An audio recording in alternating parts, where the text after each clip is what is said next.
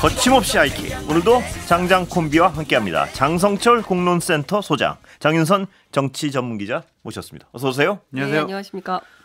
다른 거 여쭤보려고 하는데 일단 오늘 검찰 인사가 갑자기 전격적인 인사가 있어가지고요. 뭐 오늘 장 기자님 뭐 취재가 좀 되셨으면 혹시 아니 뭐 다각도로 취재를 좀 했는데요. 예. 핵심은 김건희 여사 소환 조사 주장하는 검사는 다 날렸다. 단호히 다 날렸다. 그리고 더 말 잘 듣는 검사들로 채워졌다. 그러니까 이런 얘기를 합니다. 그러니까 사실상 뭐 리틀 윤석열, 영순이 검찰총장으로 운이되던 송경호 지검장이 이 정도면 완전히 아웃이다. 이제 이렇게 봐야 될 것 같다는 거고요. 사실상 이창수 전주지검장을 서울중앙지검장으로 보낸 건 굉장히 이례적인 일이라는 거예요. 그러니까 대체로 전주지검장 뭐 검찰 내에서 약간 한직 그리고 거기서 이제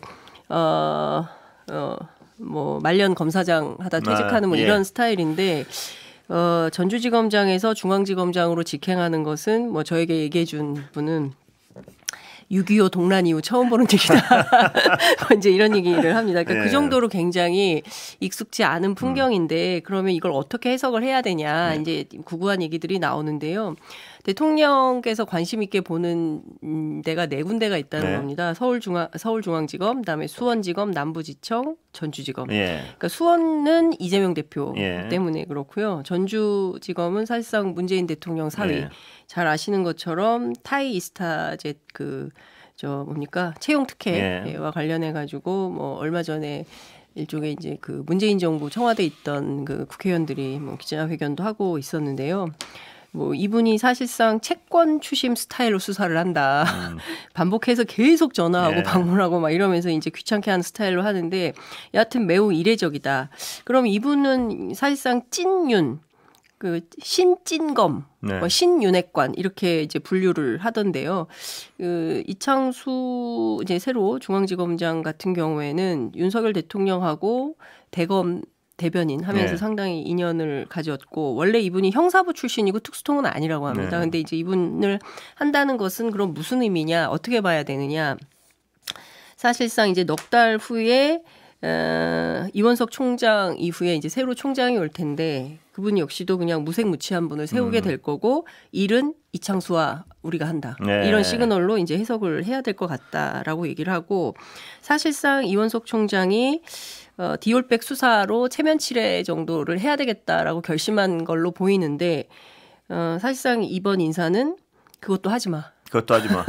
그리고 소환조사, 김건희 여사 소환조사 거론하는 자들은 다시 사실상 다 날렸다고 봐야 되고 그러니까 이걸 어떻게 봐야 되냐면 소환조사 어렵다. 소환조사 어렵다. 생각도 하지 마라. 이런 생각도 신호. 하지 마. 뭐 이런 시그널로 봐야 될 것 같고 최근 법조에 이런 농담이 있다고 합니다. 이건 진짜 농담인데요. 예컨대 김건희 여사와 관련된 출석 요구서를 우편으로 보내게 될 텐데 용산에 도착은 할 거다. 근데 누가 김건희 여사에게 이 출석 요구서를 전달할 거냐. 전달할 사람이 없다. 그래서 소환이 안 된다. 이런 얘기까지 법조 쪽에서 나온다는 것이고요. 그만큼 성역이란 얘기겠죠. 그렇습니다. 그래서 그러면 대통령이 이번 인사를 통해서 말하고 싶은 것은 뭐냐. 법조 쪽에서 이렇게 해석을 합니다. 불안의 반응이고 존재감의 과시다. 나는 아직 살아있다. 이런 거고요. 그러면 앞으로 윤석열 대통령은 이번 검찰 인사를 통해서 무엇을 어떻게 할 거냐. 사실상 전 정부 인사, 그다음에 이재명 대표에 대한 수사 세게 하겠다. 이런 의지가 상당히 담긴 인사라고 봐야 된다라고 얘기를 하고요. 일각에서는 한동훈계가 다 날아갔다. 이제 이런 평가도 있는데 꼭 그렇게 보기는 어렵다라는 것이고 핵심은 김건희 여사 하여간 이런 표현을 옮기면 좀 어려울 것 같은데 부르면 가만 놔두지 않겠다. 이런 시그널 정도를 해석해야 된다고 얘기를 합니다. 뭐 근데 그렇게 해석되는 상황인 것 같습니다. 장 소장은 어떻습니까? 장윤성 기자님 취재가 사실이라면 상당히 좀 충격적이고 서글프다라고 말씀을 드려요. 문재인 정권하에서 저같이 보수우파 평론가가 비판을 많이 했던 건 권력을 향한 수사를 하는 사람들, 조국 전 장관을 향한 수사를 하는 사람들, 그 검사들 다 한직으로 보내고 날리고 그래서 우리가 비판을 많이 했었거든요. 그것이 또 반복되는 것이 아니냐라는 생각 때문에 역사가 발전하지 않고 퇴보하는 것이 아니냐.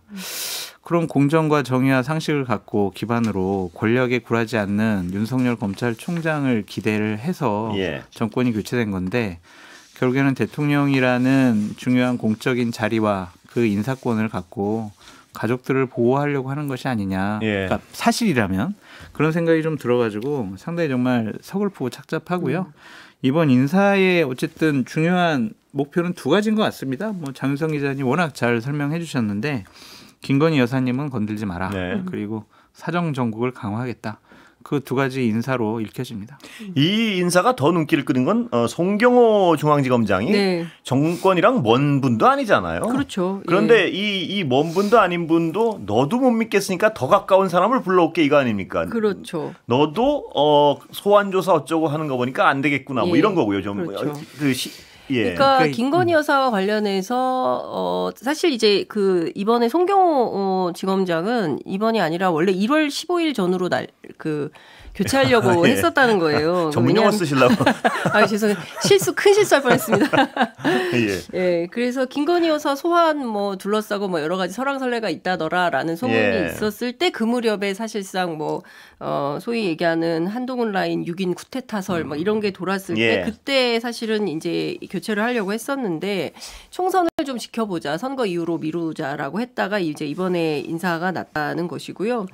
핵심은 앞서 말씀드린 대로 영순위 검찰총장이었음에도 불구하고 이렇게 완전히 아웃시킨 가장 큰 이유는 결과적으로는 김건희 여사 소환 조사에 대해서 언급하거나 뭐 입 밖에 냈거나 이런 인사는 다 빠진 거다 이렇게 해석을 해야 될 것 같다고 하고 대체로 제가 오늘 뭐 법조 출입 기자들 또 검찰 출신 정치인들 뭐 쭉 두루두루 취재를 했는데요.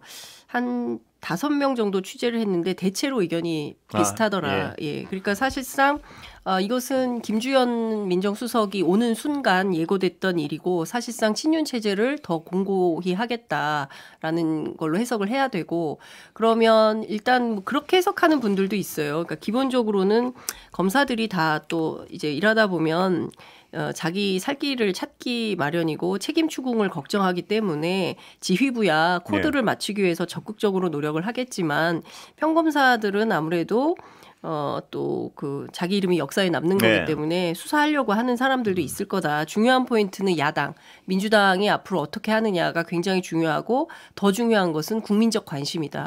이번 수사에 대해서 국민적 관심이 계속 높으면 검찰도 수사 안 할 수는 없지만 그러니까 국민들이나 야당 눈밖에서 벌어지면 수사는 사실상 물 건너간다. 이렇게 봐야 될 것 같다고 지적합니다. 그러니까 이런 기사가 안 좋은 것 같아요. 그러니까 예를 들면은 연합에 나온 건데 김건희 여사 수사 본격화 열흘 만에 검찰 인사 뭐 이런 거 그리고 이원석 검찰총장 참모진도 대거 교체.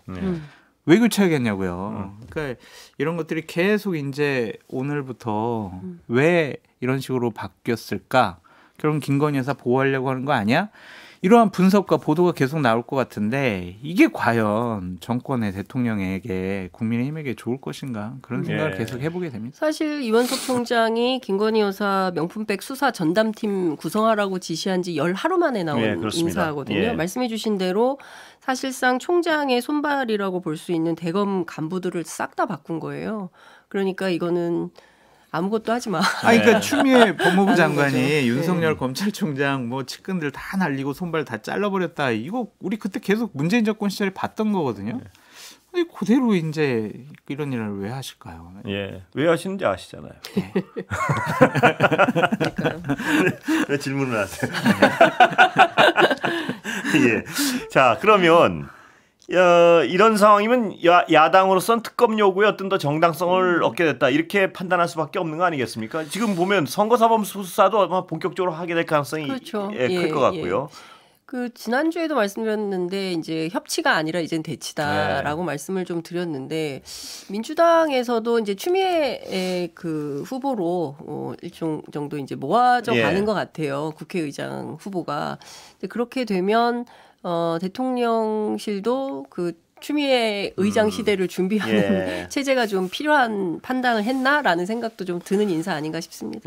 강대강으로 부딪힐 수밖에 없는 상황이다. 그렇습니다. 특검 요구는 뭐 더욱 거세질 수밖에 없을 것이고요. 그렇죠. 일단 민주당은 국회 앞에 일단 텐트를 쳤어요. 예. 예, 농성 텐트를 치고 최상병 관련해서요? 네, 예. 최상병 특검 관련해서 농성 텐트를 근데 쳤고. 이 오늘 인사는 김건희 여사 특검에 대한 어떤 정당성을 더욱 주장하게 되겠죠. 그렇죠. 민주당은. 예. 예. 그것도 있고 지금 특검이 너무 많거든요. 예. 예, 한동훈 특검, 뭐 그렇죠. 김건희 여사 특검, 또 뭐 최혜병 특검, 그 밖에도 뭐 대검 디넷 문제 뭐 등등 해서 여러 가지 이슈들이 있으니까요.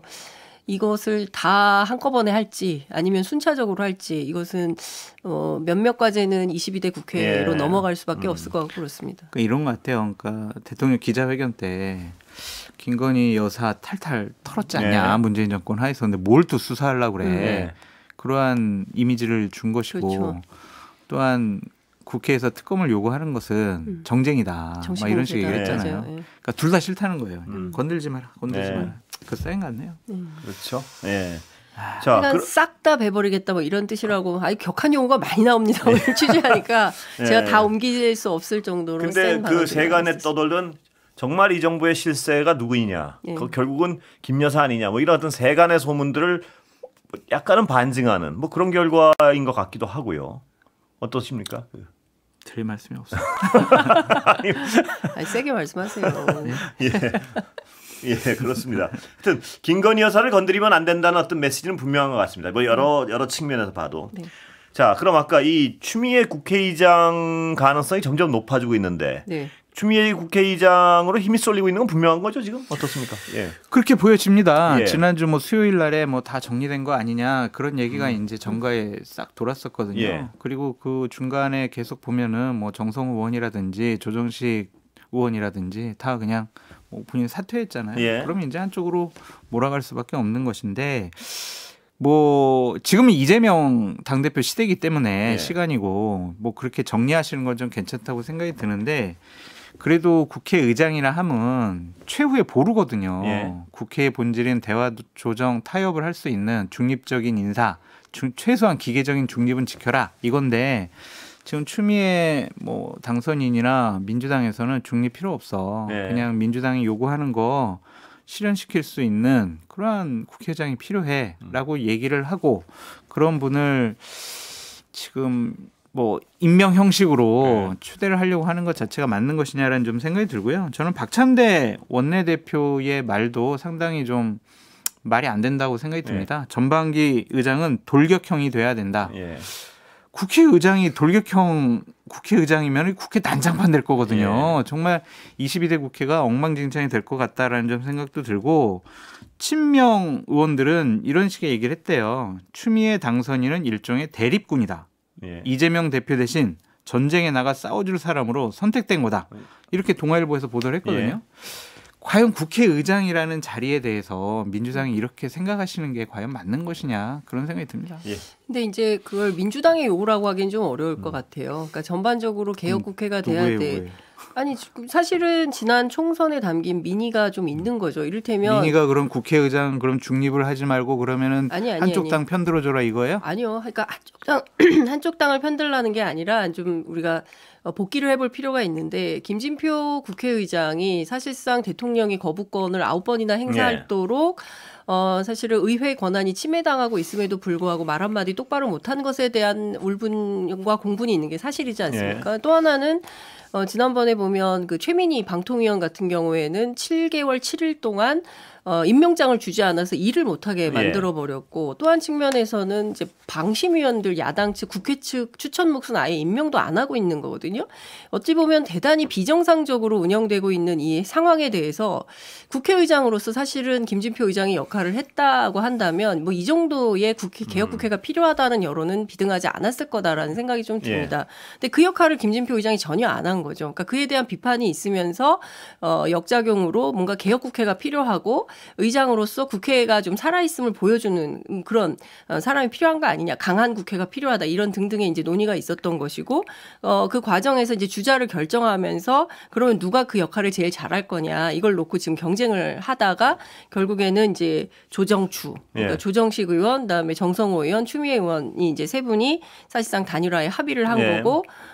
민평년에 우원식 후보하고 둘이 경쟁하는 1대1이죠? 예, 1대1 구도가 이제 만들어진 뭐 이런 상황이고 큰 틀에서 한쪽에서 보면 뭐 친명 대 비명 구도 이렇게 생겼다라고 볼 수 있는데 저는 뭐 동아일보에서 보도한 뭐 여러 가지 얘기들은 뭐 누가 그런 얘기를 했는지는 모르겠지만 중요한 포인트는 이번 국회에서는 국민들이 요구하는 여러 가지 특검이라든가 개혁 법안들에 대해서 지체 없이 추진을 해라. 저는 그런 뜻도 포함이 돼 있다고 생각을 하고요. 그게 비단 민주당만의 몫이냐? 요구냐? 저는 조국혁신당의 요구도 있다고 생각하고요. 어떤 측면에서는 개혁신당 그리고 또 뭐 진보당 뭐 그밖에 다른 정당들의 요구도 있다고 좀 생각을 합니다. 그렇기 때문에 범야권 192석의 개혁 이슈나 개혁 의지를 전부 받아서 추진할 수 있는 잘 추진할 수 있는 적극적으로 일할 사람이 누구냐? 저는 그게 관전 포인트라고 생각합니다. 개혁이라는 단어는 상당히 좀 위험한 단어다라고 좀 말씀을 드리고 싶고요. 그러니까 장유성 기자님께 여쭤보고 싶은 거는 뭐냐면 대통령은 민주당 출신이 됐어요. 근데 국민의힘이 총선에서 이겨가지고 다수당이 이제 국회는 국민의힘 쪽에서 보수 우파 쪽에서 장악을 했어요. 똑같이 얘기를 하면 어떡하겠어요. 자, 민주당 대통령에게 우리 대립군이고 싸워서 이기자. 그리고 국민의힘이 원하는 법안 다 국회의장이 우리 편 들어줘가지고 다 처리시키자. 그러면요 정말 국회 난장판 되거든요. 근데 저는 누가 그런 말을 했는지는 모르겠지만 그게 비실명 보도죠. 네, 그러니까요. 그러니까 저는 실명 보도를 좀 했으면 좋겠다라는 생각이 좀 들고. 아니 뭐 국회를 없는 얘기를 지어내진 않았을 아니, 건데. 근데 국회를 그러니까 최소한 제 말은 국회의장은 국회법에 있는 뭐 기계적인 하겠죠. 정치적인 중립은 지켜야 되지 않겠느냐.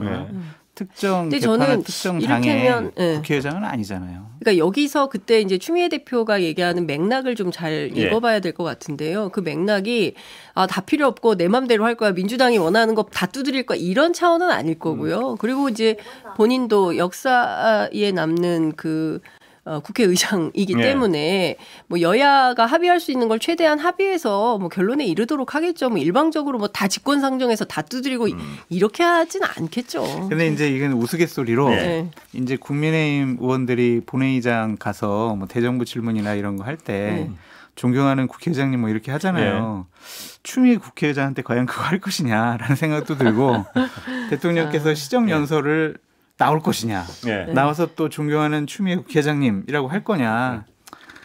그런 생각도 좀 해보게 돼요. 저는 이런 것 같아요. 우리 언론이 이제 과도하게 보면 어떤 사람에 대해서 특정인에 대한 악마화가 좀 있는 것 같아요. 그건 이재명 대표도 마찬가지고요. 추미애 후보도 마찬가지인 것 같습니다. 근데 전 사람에게 어떻게 극단적인 면만 있겠어요. 그리고 본인이 이제 뭐 이런 어떤 역할을 맡게 되면 기본적인 직업 윤리도 있고 하기 때문에 과도하게 어떤 미리 예단할 필요는 없겠다라는 생각이 좀 들기도 하고 또 하나 이제 그 얘기를 뭐 이건 에피소드이기도 하고 뭐 팩트라고 전해준 분이 얘기를 하는데 이재명 대표가 왜 추미애냐 뭐 이런 걸 누가 물어봤나 봐요. 그랬더니 뭐 그런 얘기를 사석에서 했다는 거예요. 이 검찰 정권 하에서 민주당 안에서 나만큼 탈탈 털린 사람은 추미애가 유일하다. 뭐 이런 말을 했대요. 그래서 세 가지 명심이 굳어진 3대 요소가 있는데 첫 번째는 당심, 두 번째는 순리, 세 번째는 검증이라는 거예요. 근데 이 3대 요소 중에 검증이 가장 주요했다. 뭐 털어서 나올 게 없는 사람이 추미애다. 뭐 이런 얘기를 했다고 하더라고요. 근데 추미애 뭐 당선인이 국회의장 되는 게 민주당이나 진보 중에 그렇게 좋은 것이냐 그걸 또 다시 한번 생각해 봤으면 좋겠다라는 생각이 들고요. 민주당 당대표 할 때 김경수 뭐 트루킹 특검 때문에 김경수 경남지사만 날아간 적도 있었고 또한 추윤 갈등 때문에 윤석열 대통령 만들어준 1등 공신이 아니냐. 그래서 보수 쪽에서는 애국 보수의 어머니 막 이런 얘기도 하거든요. 그래서 그렇게만 이제 윤석열 대통령하고 대립각을 보이는 국회의장 모습이 과연 민주당에 좋을 것이냐 그것도 좀 보셨으면 좋겠어요. 장 소장님 평소에 굉장히 많이 쓰는 말인데 제가 오늘 한번 쓸게요. 지켜보시죠. 네. 알겠습니다. 그러니까 어떤 국민들, 그러니까 이 선거의 결과를 내준 국민들이 원하는 게 무엇이냐, 그렇죠. 서로 고민을 해야겠죠. 그럼요. 그 192표를 준 어떤 국민들의 뜻은 무엇이고 또 그 나머지 안 준 국민들의 뜻은 무엇이고 거기서 어떤 절충점을 찾아야겠죠. 네, 어쨌든 2020년도에 아주 정말 총선에서 대승을 하고 힘자랑을 하다가 결국 2년 만에 정권 뺏겼잖아요. 그래서 그러한 반면교사를 잘 한번 민주당도 생각을 해보시는 게 어떨까. 굉장히 중요한 지적이라고 생각합니다. 그러니까 뭐 힘자랑하는 국회여서는 곤란하다고 생각하고요. 왜 192석인가 200석이 아니라 전 8석의 정치력이 여전히 필요하다. 이것은 민주당에게도 그렇고 그것은 윤석열 대통령에게도 마찬가지고 마찬가지라고 맞습니다. 생각을 합니다. 네. 그래서 양자가 서로 대결을 통해서 내가 혼자 다 원사이드하게 어떻게 하겠다라는 게 아니라 그야말로 합의에 이르는 국회가 만들어질 필요도 있겠죠. 그런데 그게 안 된다고 한다면 예. 민심을 믿고 가는 수밖에 없지 않나. 근데 어떤 사람들은 그런 그 장 소장님 말씀과는 반대로 그런 사람 얘기를 하는 사람들도 있어요. 뭐냐면 힘 자랑을 해서 정권을 뺏긴 게 아니라 네. 힘을 다 줬는데 그걸 뭐 안 쓰고 니들 뭐 한 게 뭐냐 이래가지고 네. 뺏겼다는 분석을 하는 분들도 적지는 않습니다. 그러니까 그게 어느 지점이 국민들이 정말 바라는 지점인지. 사실 예. 그 대목은 있죠. 사실상 지난 문재인 정부에서 무려 180석이나 되는 의석을 민주당에 밀어줬지만 개혁 입법 한 게 뭐냐. 그런 당신들 비판 도대체 때문에 뭐 했어. 예. 이런 것 때문에 사실은 지난 정권 교체에도 원인이 있는 거 아니냐라는 비판도 있죠. 그렇습니다. 182석 가지고 그 연금 개혁이나 노동 개혁이나 이런 거 다 했어야 되는데 그러니까. 건강보험 그렇죠. 개혁도 네. 못했었고 방송 3법 본인들이 막 하겠다고 해놓고 그렇게 사실상 노란봉투법 이런 것도 다 그러니까. 했었어야 안 됐던 했잖아요. 거죠. 양국관리법도 본인들 예. 안 했어요. 그 무능을 책임지라고 정권을 국민들이 가져왔다. 뭐 이런 얘기도 하니까 국회의장이 그렇다면 그때랑 지금이랑 다를 건 무엇이냐. 뭐 이 부분도 접근해 볼 필요가 있을 그렇습니다. 것 같고요. 예, 중요한 그렇습니다. 포인트는 일이 되는 국회가 돼야 되지 않나 예. 싶습니다. 시간이 지금 조금 남았는데요. 네. 그 용산 인선은 어떻게 보세요, 장 소장님? 제가 인연이 있는 분들이 많아서 그건 인연과 상관없이 말씀을 해주셔야죠. 그 낙선자들이 이렇게 들어가는 것이 좀 맞는 것이냐라는 글쎄요. 좀 생각이 드는데 정광상 시민소통 수석 같은 경우에는 다양한 경험을 갖고 있어서 예. 적임자로 보여지고 또 몇몇 분들은 저분들이 맞을까라는 좀 생각도 들고 정무비서관 1, 2, 3 비서관 예. 좀 바꾸겠다고 하는데 거기 오르내리는 분들이 과연 적임자냐 그런 생각이 좀 있네요. 하겠다는 사람이 없나요? 왜 이렇게? 많겠죠. 근데 왜 이렇게 사람을 여기까지 들어야 될 것 같습니다. 실제로 하겠다는 사람이 없다는 소문도 있습니다. 예. 여기까지 듣겠습니다. 지금까지 여기까지 듣겠습니다. 감사합니다. 네, 감사합니다.